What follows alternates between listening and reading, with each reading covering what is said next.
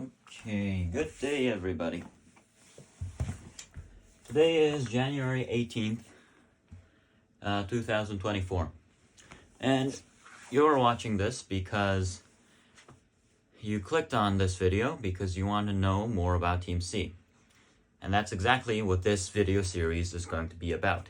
It's going to be about me explaining, well, firstly, what Team C is, what we aim to focus on, and for the duration of the next 10 or 20, next dozen of videos, I'm going to be going into more depth on what skills to improve in speaking, because speaking is what Team C is about.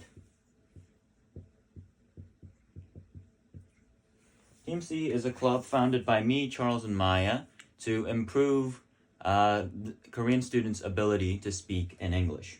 Now, that's the goal, but that's very big goal, right? Because speech has a lot of different fields. Speaking has a lot of different fields. Now, between those various types of speaking, I'm saying myself because I'm the one filming this, but I'm going to be focusing on two main fields of speaking in Team C.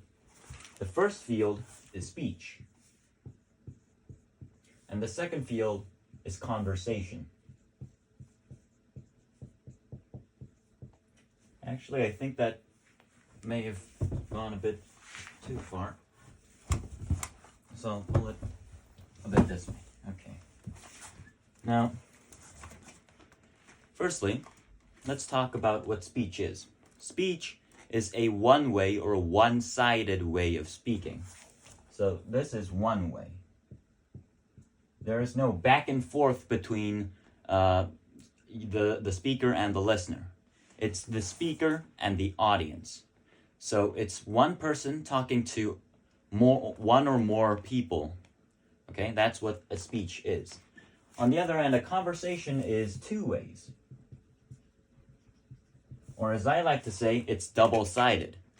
Meaning, there's always going to be action and reaction, just like in physics. If you say something, 9 times out of 10, there's going to be a response. The one time there's not a response is silence, which is a response in and of itself. Okay? So that's the first difference between speech and conversation. Now I'm going to get into why these two are, in my opinion, the most important fields of speaking, but just to give you a heads up, it's because I think they're the most commonly used when we're usually speaking in English, which is conversation, and the other one, speech. Both, actually, I think, harbor a lot of very important skills that are important to speaking in general. That's why I chose these two fields. Now, as I said, for speech, it's one way. So the response is either delayed or non-existent. Okay? And for conversation, you're always going to have immediate responses. Okay? Now, to the second difference between these two is, well, simply put, it's whether or not there's an end to your speaking. Okay? That's a simple way of putting it. A better way of putting it is this. With speech, you have something called a fixed course. Meaning, there's always, if you start here at the 0-minute mark, you're always going to either have an end somewhere here. That's where you say, in conclusion, and you say your conclusion, and then you say, thank you for listening. That's the end. This is going to be probably some kind of X minutes. Okay? So, speech is on a fixed course.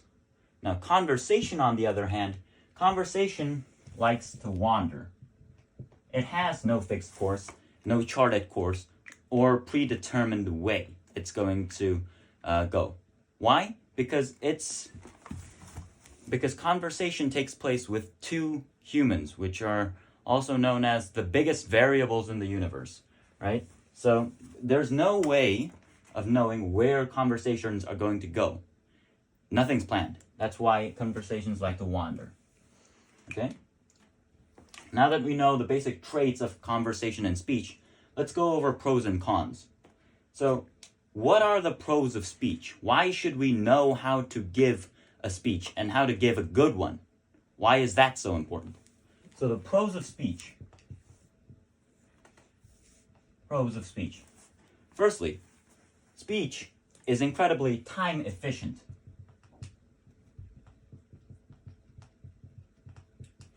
Why is it so time efficient? Well, if speech, in a parallel universe that speech doesn't exist, and you could only convey your thoughts through conversation, what you would have to do if you wanted to convey your thoughts to 100 different people, because we don't have some sort of mind link, right?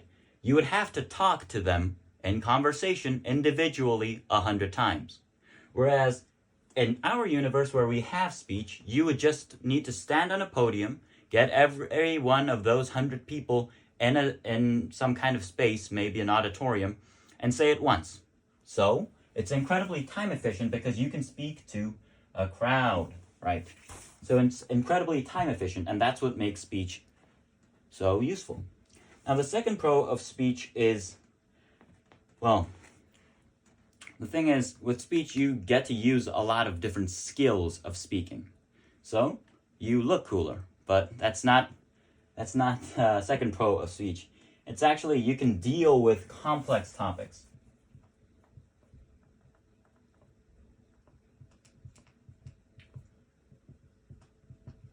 Now, why is this important?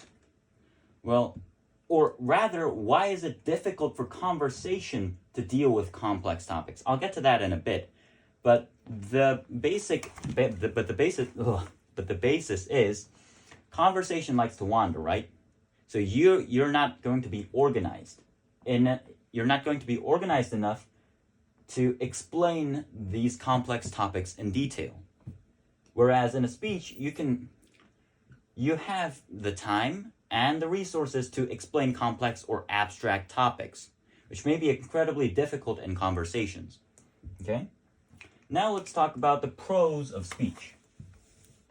The pros of conversation, I'm sorry. Now, the pros of conversation are as follows. Firstly, as we all know, the definition of conversation, at least the one my English teacher taught me, is the free exchange of thought and ideas through words and sentences. So, you're able to exchange your thoughts and ideas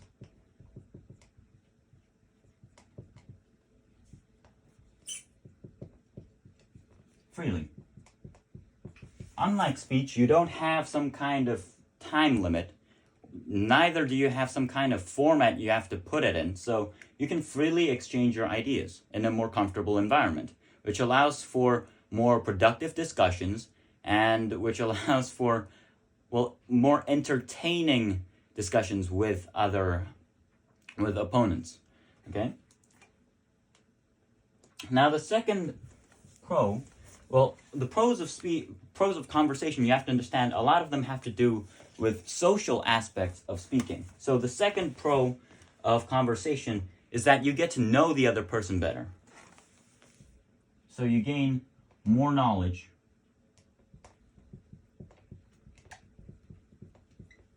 of the other person. Okay? And the third pro is that you get more friends.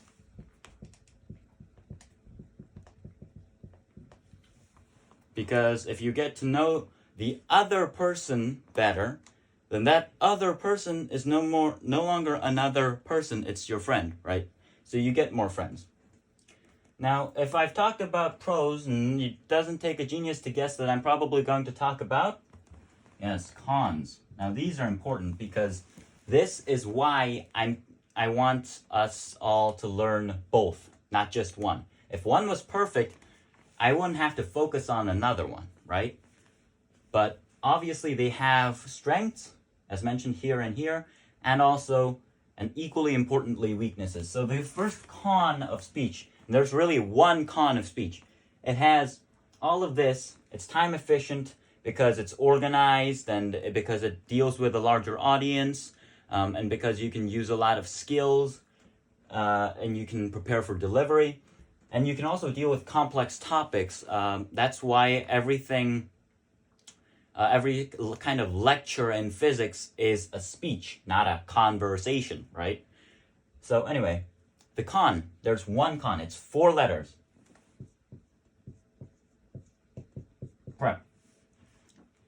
That's shortened for preparation. Speech demands preparation. If you want to give a listenable speech or a somewhat decent speech, you need preparation, okay? Because the second somebody hears the word speech, their expectations for it are organization, or in other words, structure.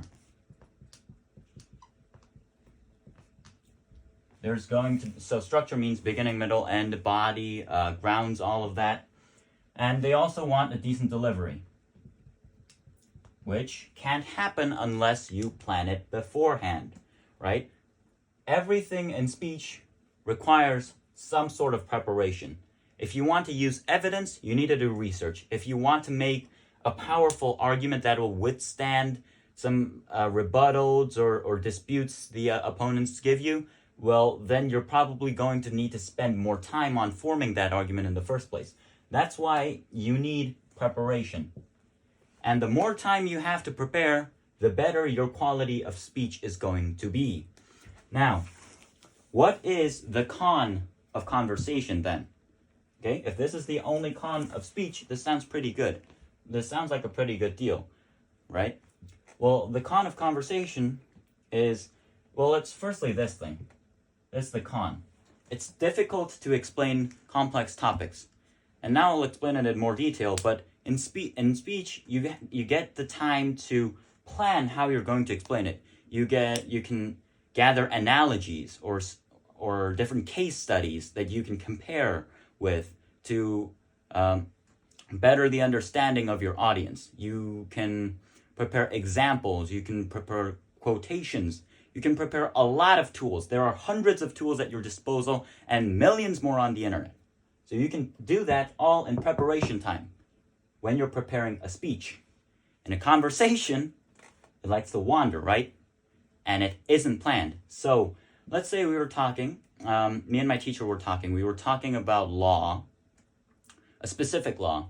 And then we start to wander into law in general. And then obviously if we wander into law, you're probably going to wander into the good and bad of humans, right? So we wander into the good or evil of humans. And then we end up in what is a human? And then we end up in, so then does God exist? And then we end up somewhere so abstract that, see, it's difficult to explain the concept. Once you get to what is a human, the topic is so abstract that in order for you to convey even your opinion, it's going to take a lot of time for you to think about it. So, but conversation doesn't give you that luxury. You don't have a lot of time to think in conversation. You speak. As your flow of thoughts come, you just speak.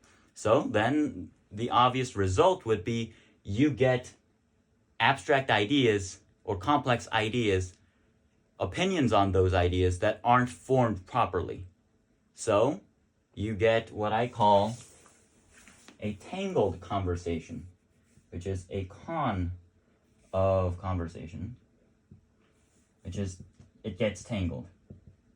It's easy to lose your way since it wanders, and since it's difficult to deal with complex and abstract topics.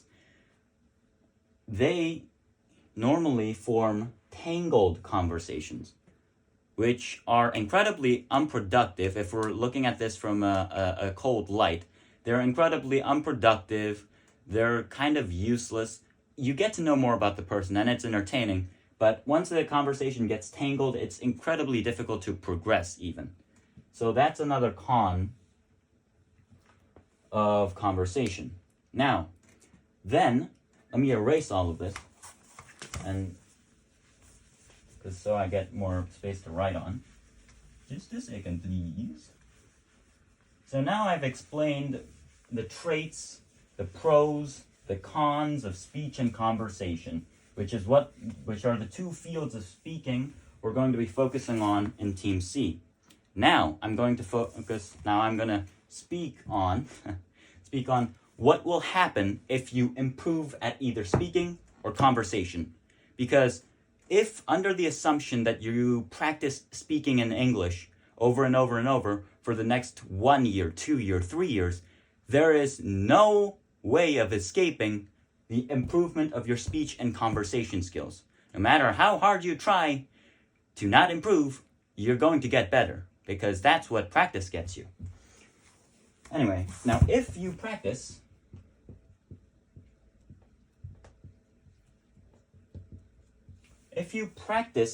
these two skills, oh, I'm sorry, conversation, I left you a scar there, buddy, but if you practice these two skills, you are going to be, with speech, you're going to be better at delivery. Now, why does that matter? What does better delivery mean, Jasper? Why do I need to be better at delivery? What does it do for me? Well, I'll give you an analogy, and this one's perfect. Let's say there are two radio signals here. I'm terrible at drawing radio signals, so bear in mind. But there are two radio signals, and station A, radio station, wants to send a signal to station B, okay? And, well, they wrote some signal that looks like this, okay? So they're going to send a signal, right? And if your delivery is good, then station B would receive this signal no problem. But if your delivery is bad, and let's say there's some kind of storm here, okay, and your delivery is terrible, well, then the quality of the signal, no matter how good the message is, if the quality of the signal is terrible because there's like a storm cloud or something, well, then they're not going to be able to get the right signal. If your quality, so the point here is, the point of this entire analogy is, delivery is the quality of the signal. If everything else, your message that you're trying to convey, your forming of sentences is the signal itself, then delivery is the quality of the signal. If the delivery is terrible, nobody's going to care what you say because they're not going to be able to understand it, right? Now, delivery has a couple of parts. It has, obviously, diction, which I cannot emphasize enough times because for some reason everybody seems to think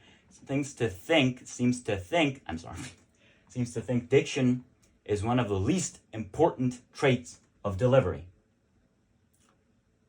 You're all wrong if you think that. Diction is incredibly important because if you have whack diction, nobody's going to understand you, okay? Your body works when you listen to something. It goes in your ear and it goes to your brain. If your brain can't process what the other person is saying, then it's all whack. So diction is key. Then some other things of delivery could include gestures.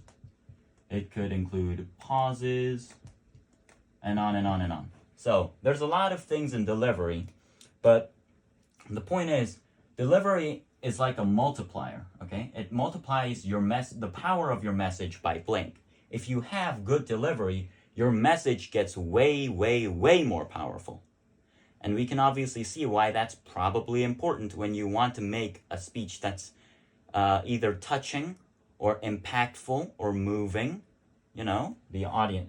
A speech that impacts the audience in some way. If you want your speech to be impactful, delivery is incredibly important. And if you practice speech in general, in speaking, then you're going to get better at delivery. There's no way around it. Your delivery is going to improve no matter what. Now, number 2, what do you get from practicing speech? Well, you get better vocabulary. Why is this? Well, as I mentioned, speech needs something. Its best other buddy is the PREP, or prepper. Jesus, Jasper. It's the PREP, or it's preparation. So, when you're preparing, there is no way around this either. You're going to have to do a lot of research. And during that time you're doing research, you're going to be reading a lot of articles and a lot of, hopefully, high-level pieces of literature, or not literature, but yeah, high-level articles that are going to include very good vocabulary.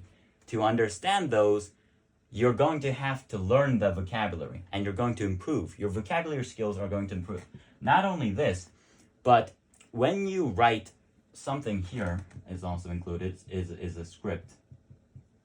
When you write a script for your speech, you're going to feel yourself wanting to get better words inside of that script. You're going to want to use better words, cooler words, more fancy words. Why? Because it improves the quality of your speech. And during that process, as you learn more words and you're familiar with more words, because learning more words doesn't necessarily mean you can use them, right? Your ability to use those fancier words improves, so you become better at using vocabulary, okay? So the main takeaway here isn't that, oh, you learn more words. No, probably 9 times out of 10, the words used in speeches are words you already know. If you hear that word and you go, oh, I know that word, but that's a cool use of it. You know why that is? Because you don't use it, and the other person does. That's why you think that use of the word is cool and is fancy, because that person has harnessed the skill of using that word in their speech. Now, you can integrate better vocabulary into your speech. That's what you get. That's the return. The third and last one is better organization. This, in my opinion, is the single most important reason that I would want everyone in Team C to learn how to give a good speech. This. Not these two. These two you can also improve somewhat while you're doing conversation, because conversation and speech have shared qualities and shared skill sets. But this is not shared. This is unique to speech and speech alone. If you prepare more speeches, your ability to organize sentences, paragraphs, ideas, opinions, grounds is going to improve significantly. And that is why you want to practice speech. And that's why I'm going to make you practice speech in Team C. Okay? I'm not going to make you. It's, as you probably know, Team C sessions are all optional. But if you ever come to Team C formal, this is what we're going to be doing. And we're going to be focusing on this because organization is so very important. Organization not only impacts how easy it is for the opponent to understand, it also impacts the quality of your message. Okay? So I'll go into that when I'm talking more on speech. Now let's move on to conversations, or actually what I'm better at. I'm actually a whole lot better at conversation than at giving speeches, which is, I don't know if that's surprising, but now, I said the con of speech is one word. It's preparation, right? The take you get from practicing conversation is also one word. It's this.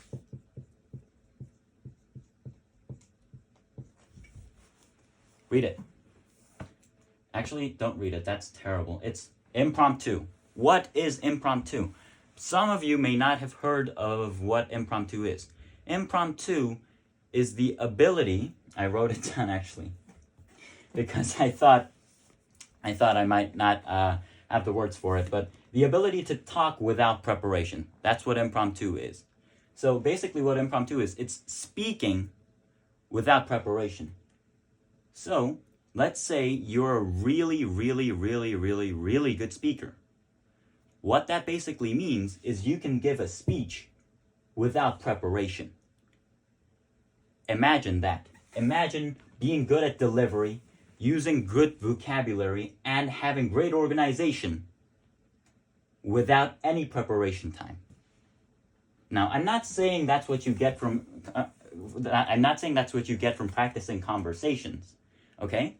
But when you practice conversations, you're going to be better at making better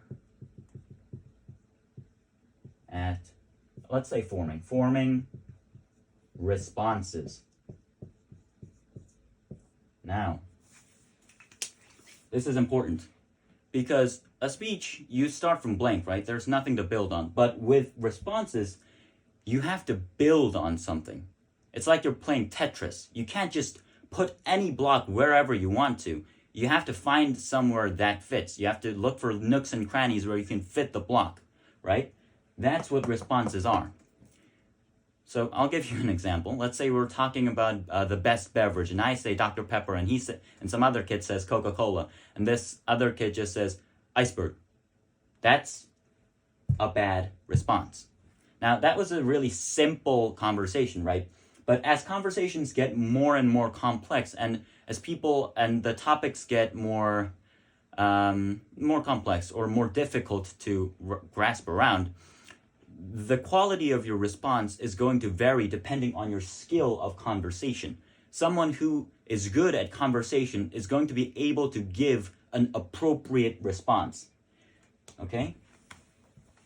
And someone who's bad isn't going to be able to give an appropriate response. An appropriate response consists of two things. One, it has to be quick. And by quick, I mean like maybe a delay of 10 seconds, that's fine. But 30 seconds, 40 seconds, and we start to get into this territory, right? So a response has to be quick for the conversation to flow. The second thing, the response has to fit. Okay? It has to fit inside the conversation. So if you give a response, the conversation shouldn't just end there. That's not what a response is for. The response, well, I'll get to more of what a good response or an appropriate response is when we're talking more about conversation. But the main takeaway here is if you are good at having conversations with other people, you are going to be better at forming responses than most people. Okay? Now, if we combine all of this, and all of this, what do we get? Well, firstly, let's start with conversation. You're good at forming responses, right? So you're good at impromptu speaking, meaning your conversation doesn't require preparation time. Now let's move on to here. Normally you'd need preparation time, right? But we no longer need preparation time because we're good at conversation, meaning we're good at impromptu, right?